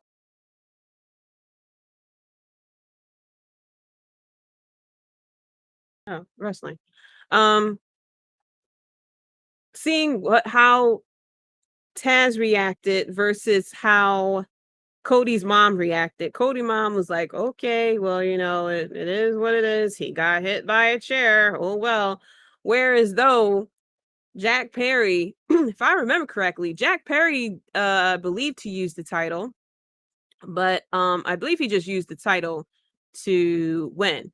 But he was using regular wrestling moves and everything like that, and won the title, and Taz was ready to come out of fucking retirement to whoop Jungle Perry's ass.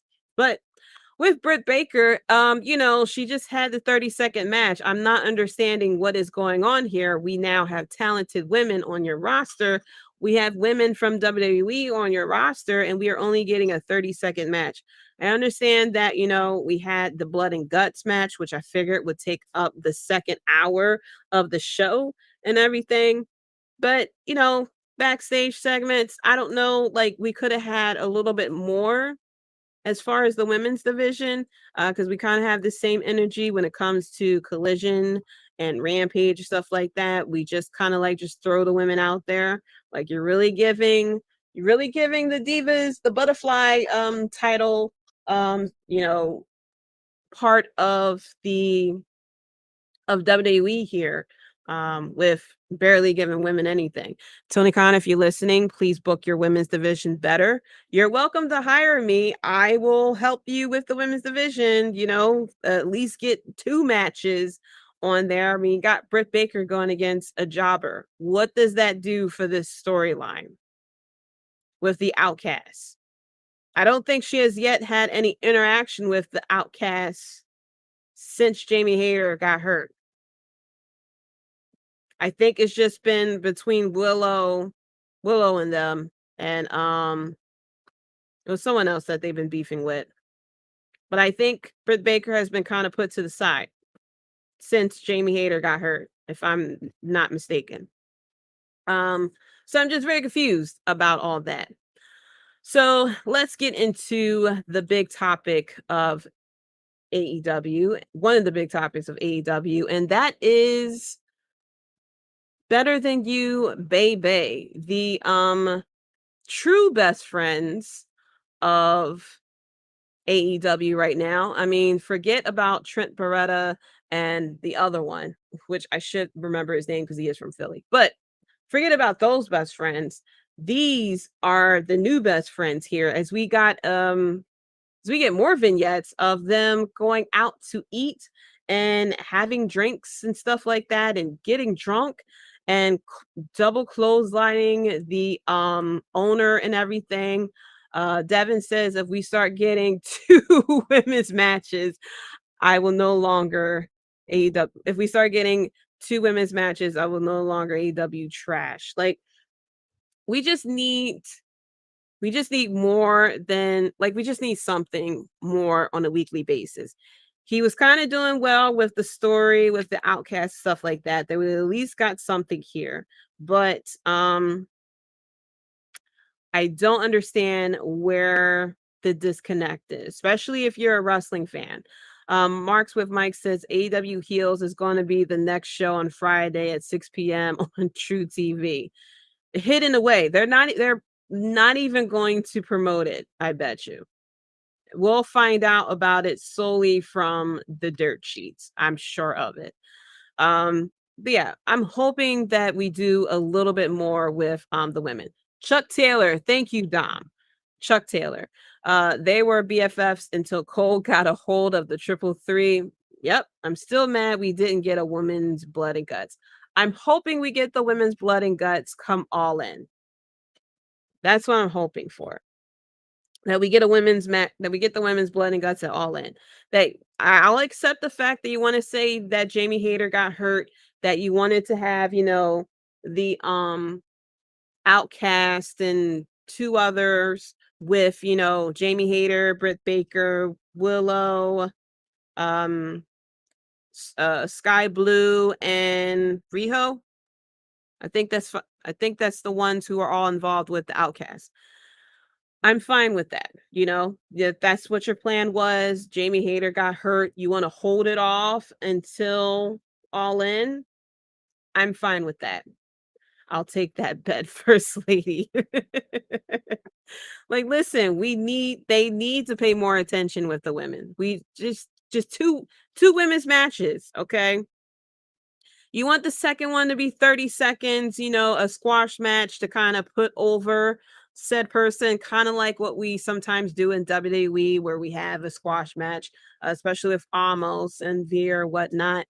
Fine, I'll take that compromise, but at least have a full-fledged women's match here, okay? Because I'm sure we could have cut out something or cut something down to put in another women's match. Truthfully, we could have cut down the blood and guts match. We could have cut that match down 5 minutes, you know. We could have cut that match down 5 minutes, put on a second women's match. Boom. The second match could have actually been a match that actually involved a feud from there. So that's what I'm hoping that we have here. But we have the actual best friends. Of course, Chuck Taylor was the other one. I was thinking Chuck, but I forgot his last name. But we have the legit best, the as of now best friends, I should say, with them eating together and drinking alcohol or sake. I'm sure it was actually, the guy said alcohol. I was like, well, you should have said just sake, because I think that's what they were given. But anyway, they started bonding with each other and everything like that. And they went and clotheslined the owner and whatnot, double clothesline. And that I said this, if you guys didn't check out the AEW watch along with Tim King, and the Bloodline, definitely check that out, because I mentioned that AEW is known for their flippy flips, like, you know, blood, flip, ladder, chair, this, that, the third. And the biggest thing that is being put over is a double clothesline. The 1987 finisher, a double clothesline, got put over to the point that the crowd is popping for it and is like heartbroken when it doesn't happen. That's what is happening. That it's getting put over, double clothesline. So yeah, we had the we had the tag team eliminator match tournament thing that we didn't see brackets for, that Tony Khan kind of put together specifically for this story of Adam Cole and MJF. And they had a segment backstage together where MJF mentioned that they have matching gear. They have matching trunks and matching jackets. And Adam Cole says, I have another surprise for you. And MJF was like, what's the surprise? What the surprise? And pretty much Adam Cole has solidified. And we're the three best friends that anybody could have. We're the three best friends that anyone could have. Like, they're the best of friends. Merged the theme songs, ladies and gentlemen. That was the surprise. There is a whole theme song now for Team Better Than You, Baby, which I actually popped for that, because I didn't expect that. I thought it would have been something else. I didn't expect for them to have, I thought it would have been a special entrance for them together, but I didn't expect a new theme. And so I'm like, okay, you know, this is interesting. And we see they come out and they're going against Danny, he got Hips Garcia, and Sammy Guevara. As Marks with Mike says, AEW need a Sable and Jacqueline to get the ratings up. I know what that meant, sir. I watched that live. I remember that feud. That feud changed a lot of people's lives.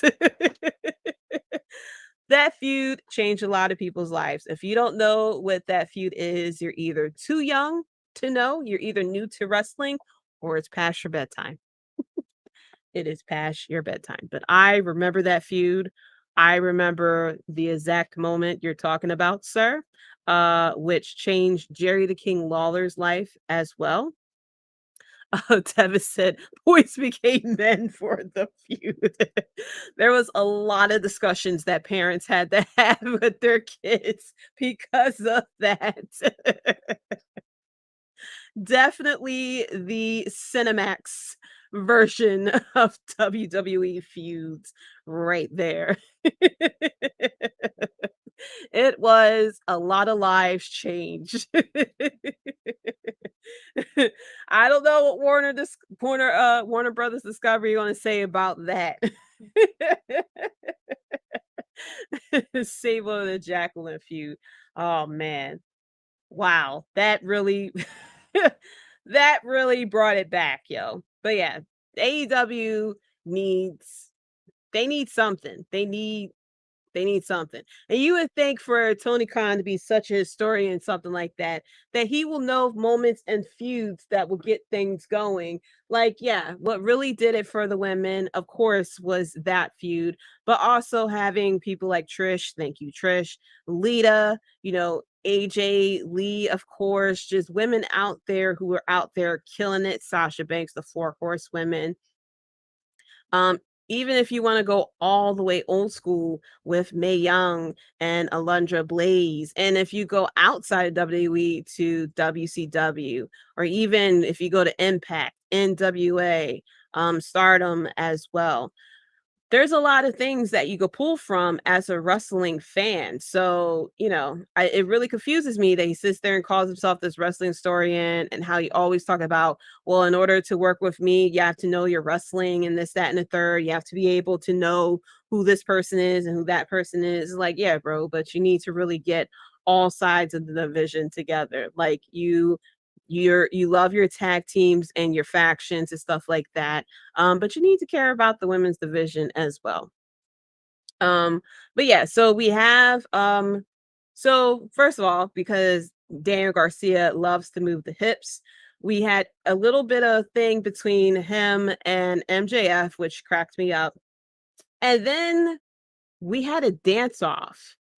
Which, first of all, I'm waiting for the dirt sheets to sit here and say that Vince McMahon was backstage at this Dynamite. Because not only we got a 30-second women's match here, we also had a full-on dance-off. At first, I was cool with the hips going and stuff like that. And then MJF goes and turns on music. And, of course, they turned on the lights and everything like that.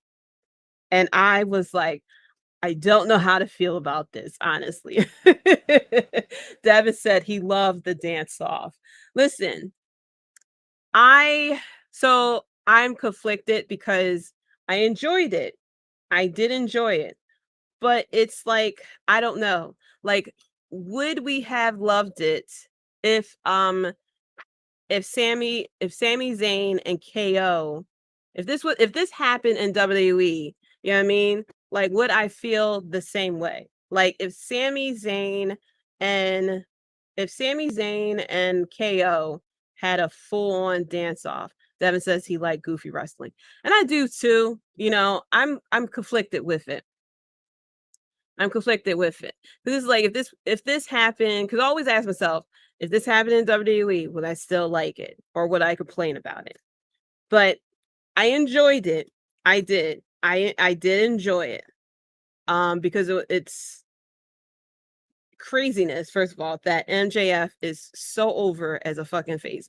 Like, he has such a punchable face, but at the same time, it's like, yo, he's such a cool guy, which is crazy. First of all, Daniel Garcia in the dance takes me out every time. I was in tears with him, okay? With him with the hip action. And then the thing that got me was Adam Cole dancing. And that's what conflicted me because I'm like, Adam Cole, we need serious heel Adam Cole, and we're getting the goofy Adam Cole right now. And I'm like, I don't know how to feel about it. Like, I'm really enjoying, MJF and Adam Cole, but I cannot wait for us to get serious, cut a promo on you, and slice you up with my words, heel Adam Cole. Devin says, knowing me, I would have loved in WWE. Hell, I love the Mark Dupree character for LA Knight. Like, it really depends on who they did it with. Like with FTR and that Uzi Hot, I did not like that. You know what I mean? But the way that the dance off was, like, I was entertained. I was sports entertained by the dance off. But I want serious Adam Cole. You know what I mean? I'm really enjoying this Better Than You Baby tag team. But I'm sitting here like, I guess it's that I'm not trusting of Tony Khan with the booking. Like, I'm hoping that all of this is going to lead us to heel, serious, undisputed era, like cut a promo like he did against multiple people, Adam Cole, when we have been getting nice, pleasant, the kiss the girl, stuff like that, Adam Cole. And it's like, I know, like, we seen Adam Cole at a peak, you know what I mean? And I'm hoping that we will get that person in AEW. That's all. I think that's what it mainly is. I'm not trusting of the booking of where this is going to go. Adam Cole, Devin says Adam Cole is playing MJF. I feel like he is. And I'm enjoying the feud, and I kind of don't want it to be over just because All Out is coming along, because they did tease it when they did win. Adam Cole was staring at the world title a little bit too long, and MJF got upset about it. So they did tease that they could, break up, which I'm hoping that they don't do, because I am enjoying this tag team between them two. And we also had the funny thing is with Roderick Strong. I feel bad for Roderick Strong. Roderick Strong trying to run behind them after the interview with the neck brace. He reminded me of Zack Ryder when John Cena had kissed Eve. What's her name? Eve? Her name Eve? Yeah. When he kissed Eve. And then they looked, and Zack Ryder was in the wheelchair with the neck brace, and that's what Roderick Strong reminds me of. Just like, he just wants a friend. He just wants his friend, and here his friend frolicking in the fields with MJF. Really just the real life meme of the SpongeBob running around with Patrick. If y'all know what I'm talking about. But yeah, I am enjoying Better Than You, baby. I'm hoping, and I said this last night during the Bloodlines AEW review. Devin says you could see the slight character change from MJF. Like, he did a suicide dive. He did a suicide dive. Our guy left off his feet through the ropes. I popped for that. And the Hubs even and Hubs was shocked by it too, because he didn't think he was going to do it. But we were shocked that he actually did a suicide dive, and he did it well. He did a really good suicide dive. Yes, Adam held the ropes for him, but he did a really good suicide dive. I'm proud of him. The part that got me so hard was when Daniel Garcia was beating down Adam Cole in the corner, and the ref was trying to break him up. And Daniel Garcia starts aggressively rocking the hips towards the ref, and the ref just runs off. And that killed me. I don't know why. It immediately made me think of a fucking toddler just being upset because you told them no. And then you just see the toddler just rocking the hips all aggressively, like, no, no. Y'all will not see that. Now y'all will never unhear that whenever Daniel Garcia does the hip action. I don't know if he calls that move anything, but the hip action kills me every time he does that. But yeah, so now MJF and Adam Cole now has a title shot, and FTR comes out. You can tell FTR is pissed off. I think they are going to actually lose the belts. I think they've been told you're going to lose the belts because they came out pissed off and everything. And I think I forgot which FTR it was. If it was Cash or Dax, but one of them was like, "You need to play our music. We're the damn champions." But nope, you guys are not the popular ones. The fans are not the ones cheering for you guys. So it's going to be better than you, baby, all the way. So what I'm hoping happens with this tag team is that we have CM Punk hanging out there. He has a bag with a title in it. We know he's going to call for a title shot because he got 2 shows. He got 2 shows for him. He's leading meetings and everything like that. It's a matter of time before he's eating a muffin, sitting next to Tony Khan, calling for a title shot. I'm hoping, and if Tony Khan's listening, or if there's an AEW insider, you're welcome. I think CM Punk gets his title shot, All Out, Chicago, MJF. Adam Cole helps MJF retain because Adam Cole wants to be the one that beats MJF for the title. So better than you, baby. Adam Cole helps MJF retain, turning fully heel, and then we'll keep them together until we come up towards Full Gear. And then Adam Cole gets his title shot at Full Gear. Devin says it was Dax that called out Tony talking about disrespectful. Yeah. I think Dax is the one who's always been complaining. I think Dax is the one who complains on the podcast too about Tony and the booking and all this other stuff and how they want to go to WWE and all this other stuff. Okay. Yeah. So it was Dax that did it. But I think they are about to lose the titles, that MJF and Adam Cole are about to win the tag team titles. And I'm hoping that's what happens, that they stay stay as a tag team. CM Punk gets his title shot, loses in Chicago thanks to Adam Cole and MJF. And then keep them going, keep everything going between them two, and then let it all start falling apart. And then come Full Gear, boom, Adam Cole versus MJF for the title. And then have Adam Cole win there, be fully heel, make it a double turn, because we've seen MJF, he can get over as a face. And we see that Adam Cole, of course, when he's a heel, he's a good heel and he is liked. And so, yeah, let's do the double turn at that point and have MJF become the face, and Adam Cole kind of technically be the heel. So now we the only thing too is, I know I'm calling for Adam Cole and MJF to be the titles, but I'm hoping it's going to be like, I'm hoping that it's going to be hard for them to win this match, because I said this in WWE and I said it in AEW, that makeshift teams that suddenly come together should not easily beat tag teams who have been tag teams for years. FTR has been tag team for years. They have great chemistry and everything like that.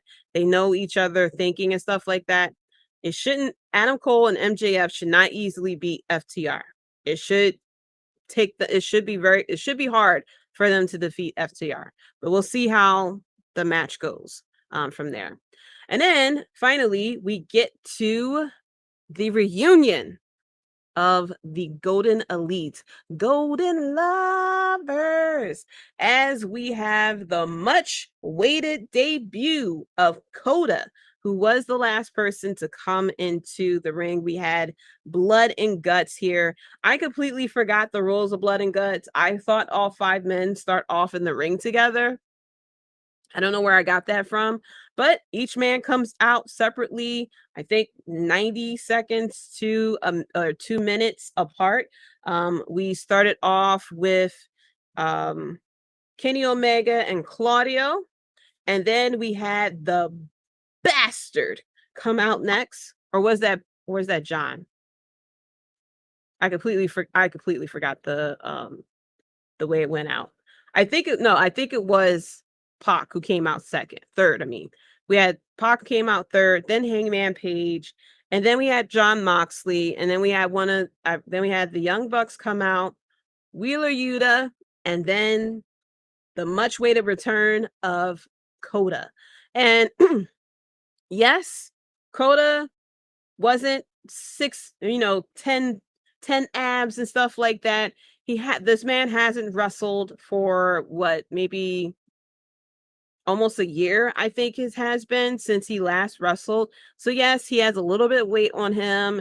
He's not like doing top-notch moves or anything like that. I don't know why people had such high expectations for a person who hasn't wrestled for a while. Normally when people hasn't wrestled for a while, there's a bit of rust. It's not like you can go out there and just put on a wrestling match just to put on a fucking wrestling match. It's not like, I know there's people who have wrestling rings in their backyard and stuff like that. So I was fine with it. I actually realized that this is the perfect time for Coda to kind of come back to be put into a multi-man tag match where the attention is on him because of his debut, but not exactly on him because of all the craziness that's going on.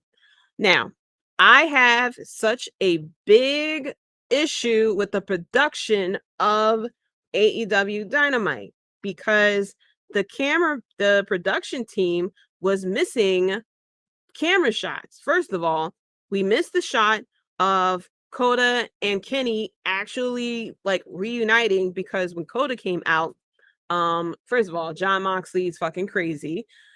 He had Kenny's hand on a bed of nails and he was stepping on the hand, telling Coda to come on and attack. And Coda saved his man and he helped Kenny up. And I saw that and the camera cut away. And I'm like, no. Go back. They're like seeing each other, like they're interacting for the first time. And then they missed it. They also missed the ending of this match was very weird with Moxley surrendering, and the camera completely missed that as well. First of all, yes, too many commercials. Now they were doing a lot of commercials before this match happened, and I said I bet you they was doing that because when Coda comes out, they kind of want to be a little commercial free. But then they kept going to commercial, picture in picture. And at one point, there was no picture in picture. And I'm like, okay, so we're kind of like missing this match here.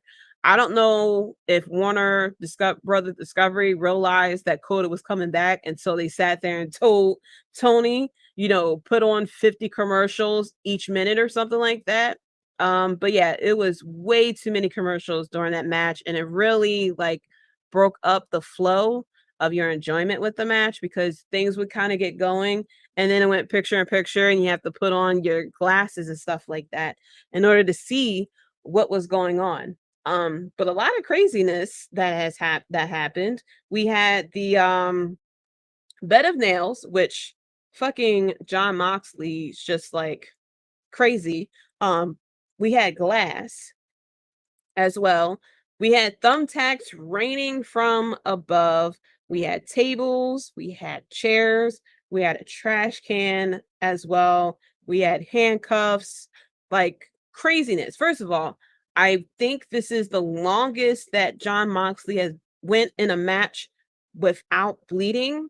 I thought he was going to bleed immediately as soon as he stepped in there. I thought he was going to trip, fall on the cage or something like that, or fall on a rope or something like that and immediately start bleeding. But no, I think he actually made Hangman Page bleed before he started bleeding.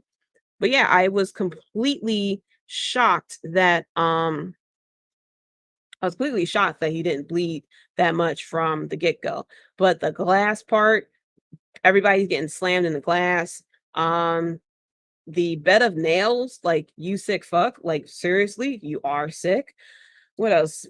We had the thumbtacks running up. Oh my gosh. I think it was Matt I think it was Matt and Wheeler Yuta that was on top of the cage that made me nervous as fuck because they teased a suplex off of the top of that bad boy.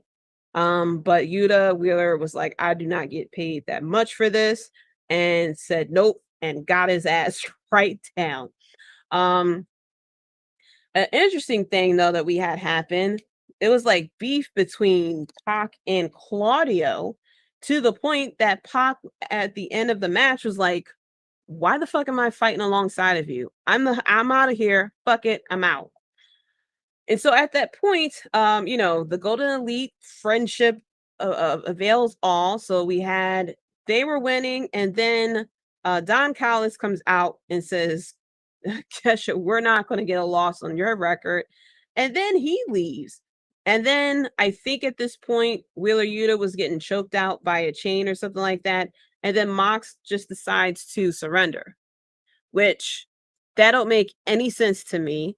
I didn't get that finish at all, because I'm like, Mox is the one who talks so much shit about not giving up and how he's willing to die and bleed and all this other stuff. I mean, he bleeds like every single time he blinks, but he willingly surrenders in the match. Like, y'all, especially when y'all was with William Regal, y'all talk about how you guys are going to, go through this pain, and y'all, if you bleed together before y'all stand next to each other and all this other stuff, and then you just surrender. You don't even tap or anything like that.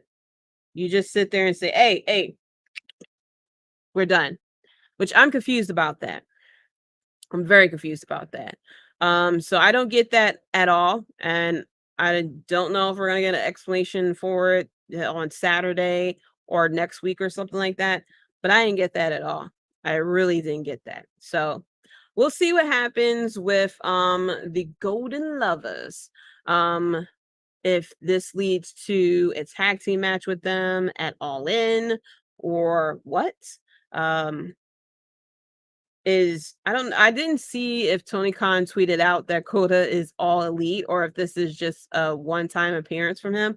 I didn't check Tony Khan's Twitter page after that. But overall, it was a good match. It was just that finish was very wonky. I didn't get that finish at all. It really didn't align with BCC and the way that they built themselves, especially with Jon Moxley. This is the guy that he got slammed on a bed of nails, and he didn't give up. He got slammed on glass, didn't give up, bleeding profusely, didn't give up. So I'm not understanding like what's going on here, because people quit on him. So I don't know. You really got to convince me as to why we had that happen, So, but like I said, can't wait to see what happens with the Golden Elite. This was just a one-time thing, or if we're going to continue on with something else. It seems like that is the end of the feud between these two teams. So now we are working towards All In / All Out. I'm hoping Tony Khan is able to handle having to book for 2 pay-per-views back to back. I'm hoping this isn't going to turn into another Ring of Honor thing, or what happened with Forbidden Door, where things were happening last minute because he was forgetting what was going on. So fingers crossed for that. But yeah, that's it for the Wrestlebread podcast. Before I start with the social medias, first of all, to let y'all know that we got some hot ass merch. Yes, look at that red. Oh, the camera's this way. Look at this red. Isn't this red fire? Look at that lion. If you want to be acknowledged by the world, let everyone know that you are the bomb.com. Be sure to check out our merchandise, bloodlinenetwork.merch. And as you see, we got different colors. We got different type of shirts. We got men's shirts. We got women's shirts. We got V-necks for those who like to be a little spicy. We got the tank tops for the ones who want to show the guns in the sun.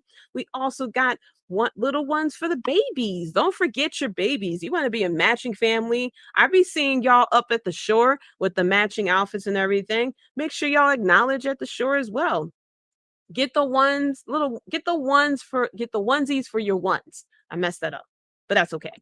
Get the onesies for your ones. And we have beach towels. As Devin says, get your ass off that hot ass sand. 90 degrees this week here in Philly. And yes, that sand is going to be hot when I go to the shore sometime this fucking summer. But get the beach towels and make sure you are acknowledged always. Listen, wearing wrestling shirts, somebody will misunderstand. I wore a Latino Heat shirt at a supermarket, and the woman was like, it should say Latina, like women have heat too. She didn't even understand what was going on, but still she'll remember it. So if you sit there and wear your blood, and I wore like Mom 316 shirts, stuff like that, and I got compliments from it. So wear your Bloodline shirt and people will start to acknowledge you. They'll sit there and say, yo, you're a lion.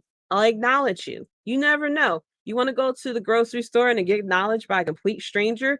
That pumps up your ego. That makes you feel better. That gets you a better day. And if you want that, be sure to check out the Bloodline merch. Get this hot ass red shirt right here. Look at that. I like red. Red's my favorite color if you don't know.